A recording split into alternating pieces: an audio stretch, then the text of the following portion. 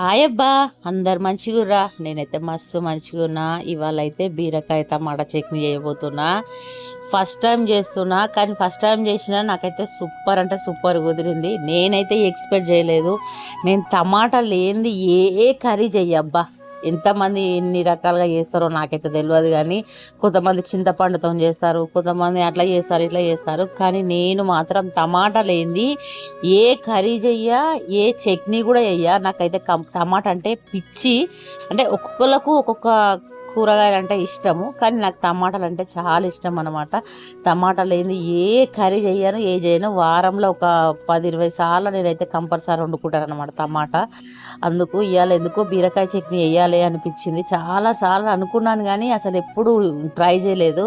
కానీ ఈసారి ట్రై చేసిన మస్తు మంచిగా వచ్చింది. నేను ఎప్పుడన్నా ఇంట్లో కర్రీ లేకపోతే కర్రీ పాయింట్ పోయి తెచ్చుకుంటాను, కానీ ఆడ ఎప్పుడు చూడు బీరకాయ టమాటా అంటారు. సరే, బీరకాయ టమాటా ఎట్లుంటుందో చూద్దామని చెప్పేసి అయితే నేనే ట్రై చేసిన ఇంట్లో. ఇక ఏం లేదు, పొయ్యి మీద ఒక బాండి పెట్టేసుకొని అందులో ఆయిల్ వేసుకొని కొంచెం పచ్చిమిర్చి, పల్లీలు, బీరకాయ ముక్కలు మంచిగా వేయించుకొని ఒక 5 నిమిషాలు మగ్గించుకోవాలన్నమాట.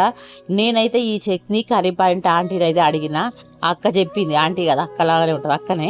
ఆ అక్క అయితే చెప్పింది, ఇట్లా చేయరా సూపర్ ఉంటుంది అని చెప్పింది. నువ్వు ఆమె దగ్గరనే కొనుక్కుంటావు, ఆమె దగ్గరనే కర్రీ అడుగుతావా అక్క అంటే, అంటే నాకు అడగాలనిపిస్తే అడుగుతా, ఎవరిష్టం వాళ్ళది. కానీ నేను ఏడికి పోయినా ఆ కర్రీ ఏదైనా చట్నీ అయినా ఏదైనా బాగుంటే మాత్రం కంపల్సరీ అడుగుతా గైస్, మీరు ఏమనుకున్నా సరే. ఎందుకు అంటే ఇంట్లో వచ్చి నేను ట్రై చేసి మా ఇంట్లో మా వాళ్ళకి కూడా పెట్టాలని అయితే అట్లా అంట. తిట్టినా సరే ఒక మాట ఒక్కసారి పోయినా సరే ఇంకోసారి ట్రై చేసి వస్తుంది కదా అని నా ఆలోచన అనమాట. ఏదైనా సరే కంపల్సరీ అయితే నేను ఇట్లా ట్రై చేసిన అనమాట. సూపర్ అంటే సూపర్ వచ్చింది. ఆ అక్క చెప్పినట్టే ట్రై చేసిన, మస్తు వచ్చింది అనమాట. బీరకాయలు అయితే మంచిగా మగ్గిపోయినాయి.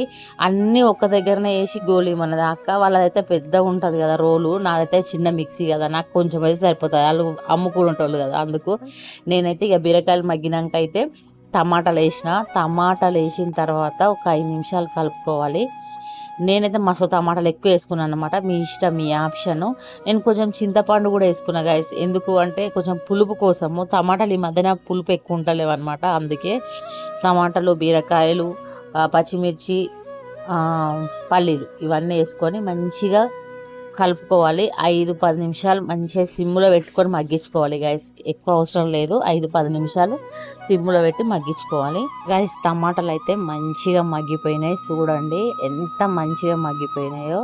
ఇట్లా అంటే అంటే మనం ఇట్లా మెత్తపంగానే ఇట్లా మెదిగిపోతున్నాయి అన్నమాట. ఆ టైప్లో మనం మంచిగా ఉడికించుకోవాలన్నమాట. సిమ్లో పెడితే మాత్రం సూపర్ అంటే సూపర్ ఉడుకుతాయి, బీరకాయ ఉడుకుతాయి, అన్నీ ఉడికిపోతాయి అనమాట.